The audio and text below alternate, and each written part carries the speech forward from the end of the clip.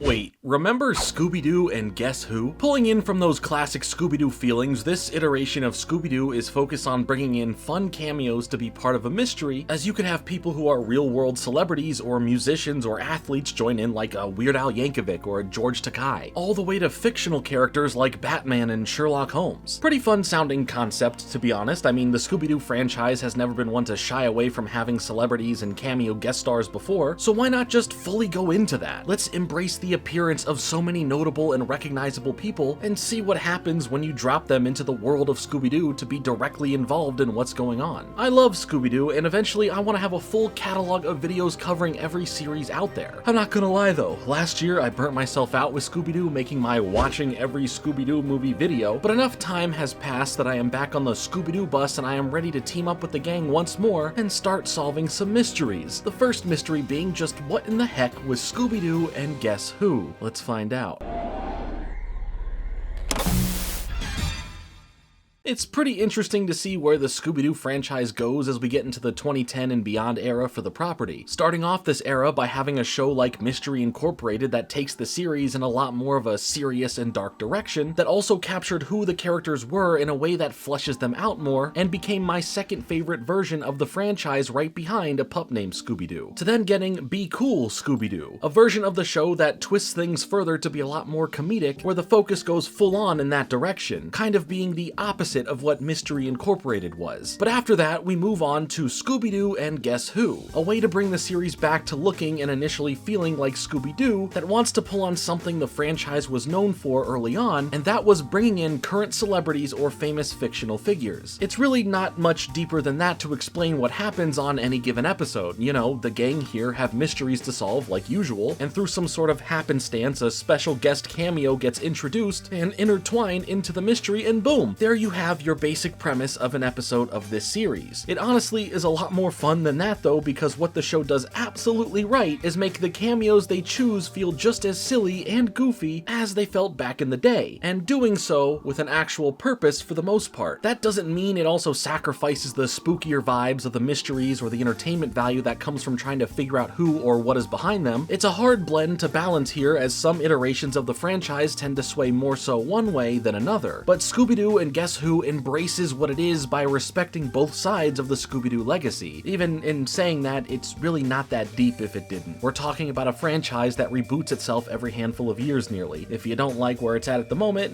give it a few years, the show will come back in another new way. But whew, trying to solve the mystery of what this show is honestly getting exhausting, and I am not feeling my best because of my lack of sleep. To be at my best, I need a full night of sleep, and that only starts by making sure I have the perfect mattress. Thank you to today's sponsor, Helix. Helix Sleep makes premium mattresses and bedding that are customized to fit your needs and conveniently shipped right to your door with free shipping in the US. The Helix lineup offers 20 unique mattresses, including their award-winning Luxe and Ultra Premium Elite collections. They also have Helix Plus, a mattress designed for big and tall sleepers, and plenty more options to choose from. One thing that I have learned that is important is the quality of sleep you get truly impacts everything you do during your day. And as someone who has trouble sleeping, a great mattress is key to fixing that. So I took the Helix Sleep Quiz. It matches you to your perfect mattress based on your body type and sleep preferences, as everybody is different and Helix knows that. The quiz ended up matching me to the Helix Midnight Luxe, and because I can overheat very easily in my sleep, I also got the Glacio Tex cooling cover to help me stay cooled off while I'm sleeping. It doesn't matter if it's the summer or the winter, I will still overheat, but thankfully that's a thing of the past since I've been sleeping on the Helix Midnight Luxe with the Glacio Tex cover. I've been having my best nights of sleep since having my Helix mattress. But what's nice is how they got you covered here, as Helix gives you 100 days to decide whether or not you like the mattress. Plus, there's a 10-year warranty, flexible payment options. Basically, you can truly rest assured that you're going to be getting great rest. When the mattress arrives right at your door nicely rolled up in a box, it is then super easy to set it up yourself. Look, even I can do it. So that's saying something. My sleep has never been better, making my days in general a lot better, all thanks to my Helix mattress. I love it, and I think you would too. If you're looking for a new bed, check out Helix Sleep. You can click the link below or go to helixsleep.com/JordanFringe Fringe to get 20% off your Helix mattress. Thanks again to Helix for sponsoring this video and for a better night of sleep. Ah, perfect, a full night of sleep. Now I am ready to continue solving mysteries. Thanks for letting me rest for a moment there, gang. Anyway, over the 2 seasons with 52 episodes in total, Scooby-Doo and Guess Who would bring on a roster of fun guest stars, starting the series off with Chris Paul, or CP3 if you will, a basketball player, as they all have to save a charity event from the Swamp Monster, all the way to ending the series with Carol Burnett, a veteran singer, actress, and comedian, as the gang has to navigate being placed within virtual reality versions of famous movies like Casablanca and The Wizard of Oz, to name a couple, while having to deal with the villain of the week messing with the virtual worlds. One episode you may get Wonder Woman, another episode you may get Kenan Thompson. One episode you'll get Bill Nye, yes, the science guy, and Neil deGrasse Tyson. Another you'll get the actual voice actors of the characters getting to meet themselves as the characters, as they are in a very meta way filming their own show about the 4 of them solving mysteries alongside their own semi-talking dog. To me, that's extremely fun and it works out very well. So how did Scooby-Doo and Guess Who come to be? Well, it was kind of a bit of luck, timing, and a large purchase of Time Warner from AT&T. This is Chris Bailey, and at the time, he was working on a movie called Paws of Fury: The Legend of Hank, a movie that would eventually release years later in 2022 and would be a bit memed on, but there was a lot of trouble with the production behind the scenes, like when the film had to pause its production entirely. The film itself was an independent film, and when it hit this roadblock of uncertainty for if the production would resume or will the project just be scrapped, Chris wasn't going to just wait around during this time and do nothing. So he picked up the phone and dialed 1-800-SAM-REGISTER, aka Cartoon Network's It Guy. From being the producer, executive producer, and even a creator when it comes to the countless programs on the network, all the way to eventually becoming the president of Warner Brothers Animation and Cartoon Network Studios. These two had already had an established relationship before this, going back and forth about various ideas in the past, mainly about something involving superheroes, and since Chris was finally free to work on something, Sam took the opportunity to loop in another person here to get the ball rolling, bringing in Jay Bastian, who was the senior vice president of series for Warner Brothers Animation, and the pieces were all put in place. Jay had Chris begin working on developing exactly what it would be, having Chris go as far as to produce a script to turn in that would hopefully be good to go to continue this forward, but that's when things get a bit shaky. It's Scooby-Doo and Guess Who next.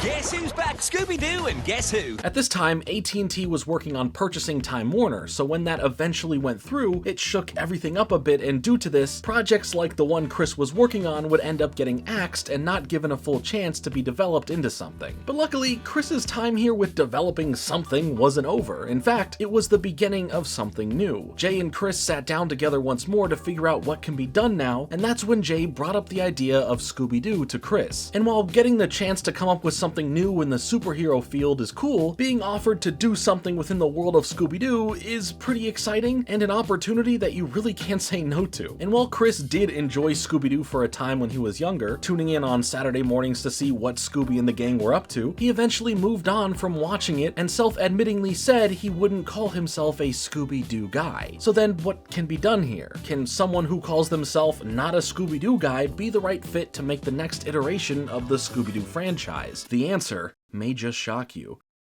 Or not. He still wanted to go forward with the idea. Chris did enjoy Scooby-Doo. He loved who the characters were and still adored the franchise. He just grew out of watching it every week as a kid while growing up. We all go through this phase with cartoons or any media that was aimed at a younger demographic, but he did now have some sort of idea of where to take this new series. And that's by going back to part of what made Scooby-Doo so special and fun in the first place. Back to a more basic form of Scooby-Doo where you would see celebrity guest stars of the time in episodes of the show, and the core factor of the episode was solving a mystery. It wasn't about heavy lore building, it wasn't about just having comedy bits. It was at its core just simple and pure Scooby-Doo. Chris, in his own words, wanted to milk the cliches of style, harken back to using left to right and right to left animation while having a clear level of depth to the staging of the animation, and of course, having classic things be involved like Scooby and Shaggy's run cycle. You can hear Chris talk about all of this and more about the show in an interview conducted by the channel JB and Millie. You should definitely check check it out if you're interested in hearing more from Chris directly. It's a really great interview. Basically, from this point, Jay was on board with the idea, and as it progressed, the guest star concept was headed in the direction of bringing in cameos from other Hanna-Barbera cartoons, and to be fair, we have seen that a bit here and there in other Scooby-Doo media since, but the focus on just these other characters was revamped into bringing in celebrities in general, again thanks to Sam Register. You see, he was trying to come up with something that could involve Steve Urkel, the character from the show Family Matters, played by Jaleel White. Family Matters was one of Chris's favorite shows, and thus the idea of sticking with more human characters for the guest appearances in the show was pushed forward. That didn't mean cartoon cameos couldn't be included, it just meant that they weren't going to be the main focus. They would instead be used sparingly throughout the series to kind of fill in the gaps of episodes that wouldn't feature actual human-based cameos. I love getting to hear the creative process of any production coming together, and to see how this all came about, what it turned into, and how it directly formed into the concept it became is so cool. While not every cartoon character cameo or celebrity cameo came to fruition, the show boasts an incredible roster of people and characters that make each episode unique because of it. Heck, some of the episodes, like I've briefly mentioned, would have multiple cameos. It's just one of those concepts that can never really get old if you think about it. There is an endless abundance of celebrities, fictional characters, and cartoons out there that could work in a Scooby-Doo collab or crossover setting. It will always come down to the premise of the episode though that makes or breaks it. While a cameo can be fun, if the story or mystery they are involved in isn't well thought out, or isn't exciting, or even recycled to the point that it just feels like it's been done too many times before, then what's the point? So for what this show is, Scooby-Doo and Guess Who does a really good job at coming up with fun scenarios to put the gang in that can correlate directly with the cameo coming into the episode. One of the iterations of Scooby-Doo that I haven't talked about yet on the channel is the new Scooby-Doo movies, which, funny enough, are not even movies. It's just 2 seasons of a show where the episodes are around 45 minutes long. This is really the best example to look back on when it comes to understanding Scooby-Doo and Guess Who. The new Scooby-Doo movies would feature famous celebrities that were more noteworthy at the time, especially along with fictional and cartoon characters as well. You get your Three Stooges, your Phyllis Diller, your Harlem Globetrotters, your Don Knotts, your Sonny and Cher, your Batman and Robin, so on and so forth. Scooby-Doo and Guess Who uses this base concept to create what it is, because honestly, it feels like it's just the modern version of this older iteration. That's not necessarily a bad thing because, like I said, it's about the story and how effective it all is at coming together to make something that is fun and entertaining. Now, because of how the show would be released, which I will mention more about later, that being on Boomerang's streaming service, to then later being on both Cartoon Network and the Boomerang channel properly, with the back half of its second season dumped onto HBO Max, I wasn't even aware of the show happening as it was happening, and I feel awful about that as someone who calls themselves a fan of the franchise. So in going back to finally watch this series, I did so in a way where I went in pretty much blind as to what guest stars would be appearing and when they would be appearing, letting each title card be a surprise. More often than not were episodes where I was happily surprised to see who would appear and then be further surprised at how fun the episode was or how good the guest star's role and or performance would be. I seriously can't get over the randomness of some of the guest stars. Like, did you expect to be watching Scooby-Doo and then boom, all of a sudden Macklemore is there? Turn on another episode and then Christian Slater shows up. Steve Buscemi? Sia? You know what? I don't want to spoil every one of them if you've never seen it, but the fact that I was constantly surprised from athletes to singers to actors to comedians to scientists, man, it just made it so much more interesting. And that's on top of still getting episodes with Batman or The Flash or, yes, even Steve Urkel. And yes, he did do that.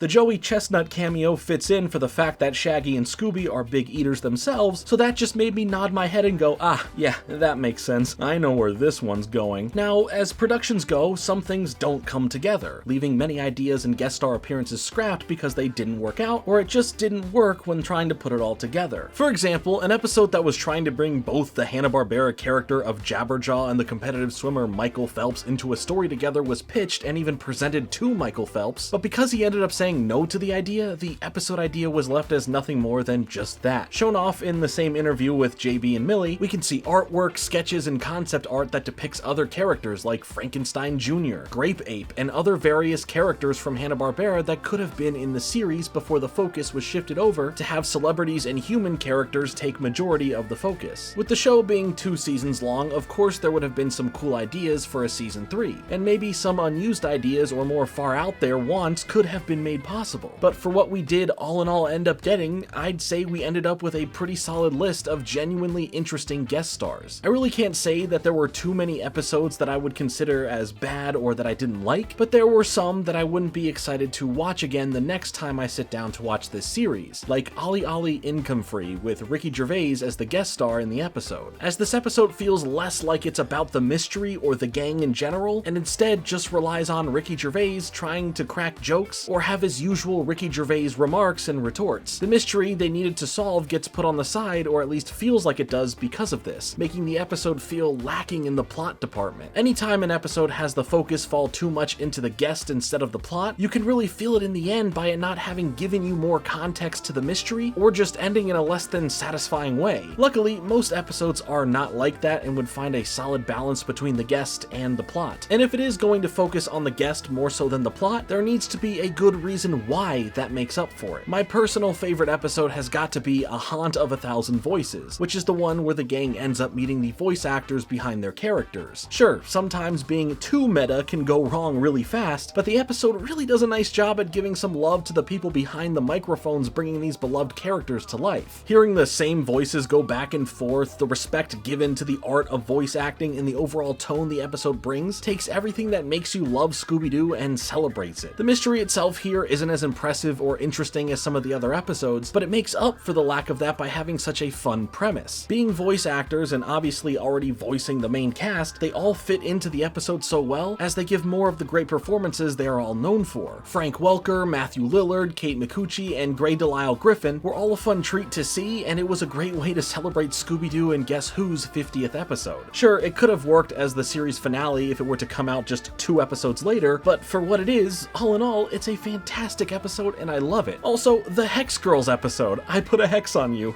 It's great, and I'm just a big fan of them, for reasons. Just cut to the ad break or something. Coming up next is some new Scooby-Doo and Guess Who. Guess who's back? Scooby-Doo and Guess Who? But what happened to this show? Why did Scooby-Doo and Guess Who not continue beyond 2 seasons? Well, there are a few reasons as to why. I mean, we can look at the number of episodes, that being 52, which is a pretty standard order of episodes for most shows out there that aren't these massive hits and go on for many, many years. And it wasn't cut short and canceled early like some shows because it didn't connect with audiences or the network didn't market it properly. Beyond this, Time Warner has been all over the place when it comes to being purchased and shifted around, and what gets to stay or what gets axed for tax benefits or just canceled outright because new leadership steps in. It's all a big confusing circle of leadership decisions all stemming around money that results in poor choices being made in the benefit of the company. I said that in quotes, by the way, or for the benefit of those at the top of the chain for yearly bonuses. That I didn't say in quotes. Originally, Scooby-Doo and Guess Who premiered on June 27th, 2019 on the Boomerang streaming service, making it already a bit more out of the way to find and watch for a general audience, before making its way to both Cartoon Network and the Boomerang channel, as those are the places it would live until a bit more than partway through the show's 2nd season, where the final batch of 11 episodes would release all at once on HBO Max, or now just known as Max, on October 1st, 2021. It just felt like they were cleaning house, and in a way, they were, because what came next for Scooby-Doo was already right around the corner. As Scooby-Doo and Guess Who went more towards the safer and more recognizable route, the next series would go in the extreme opposite, being made for an adult audience, focusing on the mature rating it received, and premiering only a year and 3 months later. And yes, I am talking about Velma, a show where violence, cursing, and the lack of Scooby-Doo were the main focus, making this iteration feel so distant from what Scooby-Doo was and causing many people online to heavily push back against it and also ask the question, Scooby-Doo, where are you? Oh, bro. Now, I am not here today to explore what Velma was all about. Hey, maybe another time if you want to see that. But it was clear that the formula of Scooby-Doo getting rebooted every handful of years in some new way was going to continue, and Scooby-Doo and Guess Who had its time, and the franchise moved on to something new. That's already happened to Velma, by the way, as that series has concluded, and I believe what comes next is a live-action Netflix series from Berlanti Productions, who were responsible for just working with DC and Warner to create the Dead Boy Detectives series. So despite that being canceled after 1 season, maybe they know how to craft some fun mysteries. If anything, one of the writers working on it, Scott Scott Rosenberg wrote part of the screenplay for Kangaroo Jack, so whatever that means to you, take that as you will. To solve the bonus mystery of why Scooby-Doo and Guess Who was cancelled, you can chalk it up to the series just being ordered for 2 seasons, and then the powers that be were already moving on to the next one, which in most cases is the answer for any Scooby-Doo series. As a big fan of Scooby-Doo, I am always down for more iterations of the show, and seeing what the creatives behind each series will do and come up with is a lot of fun. Whether it turns into something I personally enjoy or not is fine, because they will always make another, giving me a new chance to like or personally not care for it. In the case of Scooby-Doo and Guess Who, yeah, I personally really enjoyed the fun throwback that it is. The stories for the most part were a lot of fun, and the guest stars really made each episode exciting to watch. For my viewing of the series, I wanted to watch it without knowing the order of what guest stars were coming, so every title card would be a complete surprise. This made the viewing experience even more fun because it felt like a little mystery of who was going to be involved, and then just taking whoever that was and hoping to enjoy the adventure that was to come. While not every episode turns out to be great or has a guest that gets you extremely excited to watch, I'd say a majority of the episodes really did have that for me. It was cool to see so many interesting, fun, random, and just unique ideas that came from bringing in guests that sometimes you wouldn't expect, like Morgan Freeman showing up out of nowhere, or even Liza Koshy, which I just think is cool because of having that YouTuber pride and seeing someone from the internet have not just a small role in such a well-known property, but a whole episode focused on them being the cameo. For whatever you think about that, I just think that's pretty cool in general. Scooby-Doo and Guess Who takes a formula that works from the classic era of the franchise and pumps some new life into it. Honestly, it feels like we ended up getting 2 more seasons of the new Scooby-Doo movies nearly 50 years after they started releasing in the early 1970s, and I just think that's neat. If you never gave Scooby-Doo and Guess Who a chance, or just completely missed it like I did originally because of where it was released and how it was released, then I encourage you to check it out to fill in any Scooby-Doo fix that you are looking for. It has a great blend of the classic and the new to give you something that is both fun and entertaining, at least in my opinion. But now it's time for your opinions on the show to guest star in the comments below. Did you enjoy Scooby-Doo and Guess Who? And if so, which guest star appearance was your favorite? I'm excited to see what you all have to say. Thanks so much for watching. Make sure to hit the like button and to subscribe. More Scooby-Doo content is coming soon, but until then, later.